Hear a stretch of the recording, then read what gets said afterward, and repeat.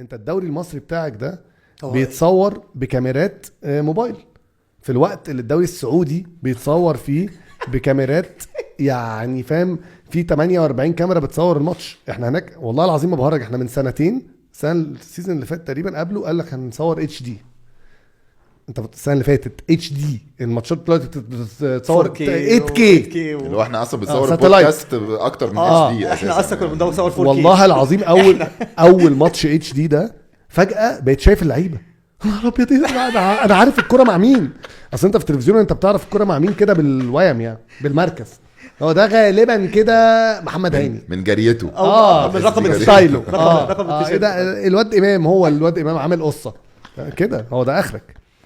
وبعد كده فده طبعا بيديك منتج سيء جدا. فمنتج الدوري المصري بتاعنا ده سيء، ولا في جدول مظبوط، وماتشات على طول بتتاجل، وكل حاجه جماهير ولا انت عارف يعني الجماهير دي. هو لسه مفيش جماهير، بقى فيه بس قليل، بس قليل على جداً. الاقل الجماهير دي ليها بعد مش كروي. يعني اتحاد الكوره ما يقدرش يقرر بكره ان انا هيبقى مش في ايديهم قصدي. مش في ايديهم، الكاميرات دي حاجه برضو امنيه. علاقتها لا دي تبعهم ازاي؟ انت عندك انت المفروض الدوري المصري ده اصلا يبقى منتج لوحده. يعني الدوري السعودي البريمير ليج مثلا اللي بيديروا مش اتحاد الكوره الانجليزي، هم عاملين رابطه اسمها البريمير ليج، دي هي اللي بتدير الدوري، وليهم كاس لوحدهم اللي هو كاس الرابطه اللي هو باركليز الليج كاب ده. الحاجات بتاعه الاف اي بقى اللي هو اتحاد الكوره ده اللي هو الاف اي كاب ده اقدم بطوله تقريبا في تاريخ الكوره ولا حاجه كده، والمنتخبات. بس هو ما بيديرش الدوري. احنا دلوقتي بدأنا نحاول نعمل كده، عملنا رابطه انديه، ورابطه الانديه دي هي في الاخر المفروض ان انت بقى تبيع الدوري ده كله، وبالفلوس اللي انت دخلتها من لما تبيعوا قنوات التلفزيون وي انت بتصرف على نفسك. وتوزع الفلوس دي على الأندية، وبتجيب كاميرات، وبتظبط الملاعب، وبتقول للنادي تقول له انت هيبقى عندك هيخش لك اكس اماونت، النسبة دي هتروح لده، والنسبة دي هتروح للتطوير ده.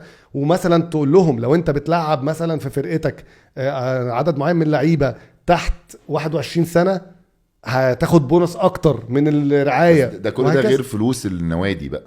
ما هي فلوس النوادي دي بتيجي منين؟ انت المفروض تبيع. يعني بريمير ليج لو قارنته مثلا بالدوري الالماني او الدوري الاسباني، هم بيبيعوا التلفزيون، وبعد كده برشلونة مثلا وريال مدريد في اسبانيا بياخدوا نسب كبيرة، والانديه التانية بتاخد نسب اقل. البريمير ليج ليه هو اقوى دوري في العالم بدون نقاش طبعا، يعني بغض النظر انت بتحب ايه. طبعا لانه بيوزع حقوق التلفزيون دي بالتساوي على كل الفرق. فكل الفرق بتعرف تنافس. كل فرقه. انت عارف ايه اكتر ماتش ليه برايز ماني او جايزه ماليه في تاريخ الرياضه كلها؟ الماتش اللي بيحدد في الدرجه الثانيه في انجلترا في الشامبيونشيب، في ماتش فاينل كده بيتلعب، اللي يكسبه يروح البريمير ليج. فاللي بيروح البريمير ليج ده لو طلع اخير، عارف هياخد كام؟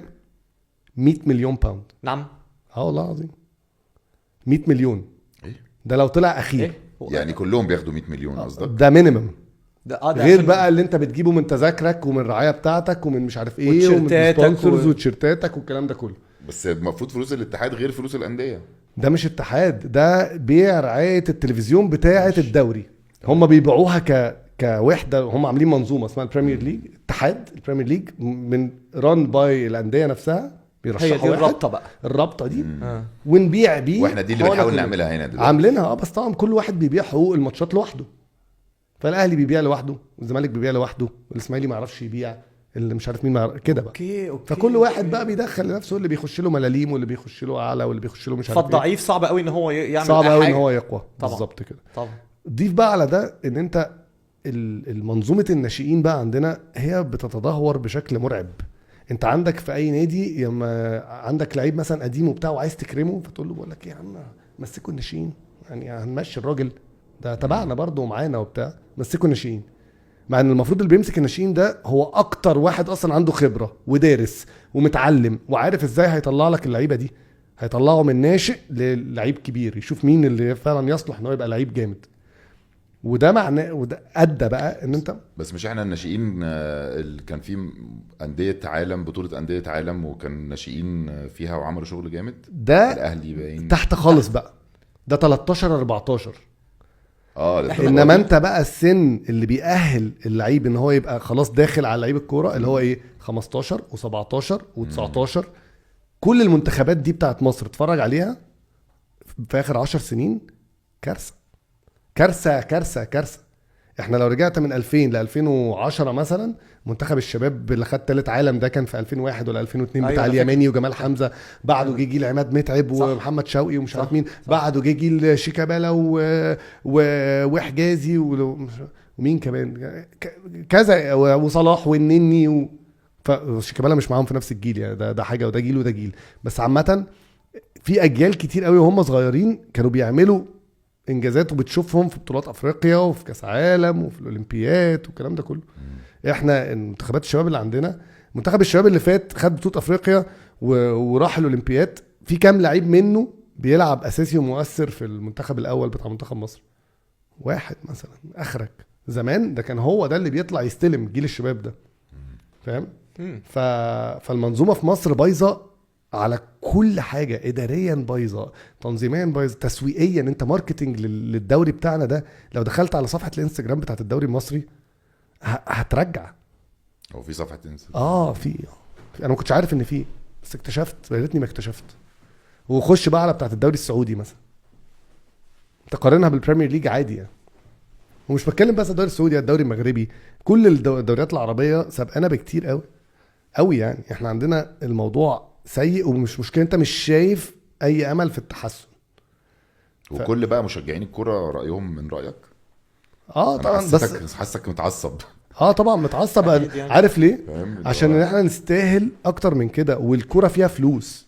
عارف لو ما فيش فلوس في المنظومه كلها كنت قلت خلاص تمام، بس لعيبه الكرة بتقبض ملايين، وفي ترانسفير فيز بتدفع من الانديه عشان بيشتروا لعيبه من بعض. ايوه. طب ازاي بقى؟ علشان في فلوس. لما الاهلي والزمالك بيبيعوا الرعايه دي، وفي البرامج اللي اتفرج على برنامج مثلا الاستوديو بتاع الدوري المصري، انت الاستوديو بتاع الدوري المصري بين الشوطين مفيش كلمه بتتقال، هو بيقول شكرا يا جماعه نروح لفاصل ونرجع لكم، بيروح الفاصل يرجع كله اعلانات.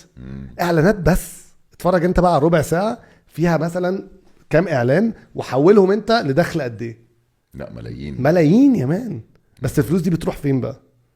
او ايه النسبه من الفلوس دي اللي بترجع مره تانية عشان تطور المنظومه دي نفسها؟ وهل الناس اللي ماسكه المناصب بتاعتهم دول الناس دي مؤهله اصلا ولا لا في اتحاد الكوره؟ ولا هي نفس الناس عماله تلف وترجع تلف وترجع؟ طب انت اللي دارس مثلا بيروح فين؟ مفيش. من على اعلى مستوى لحد اوطى مستوى في الانديه.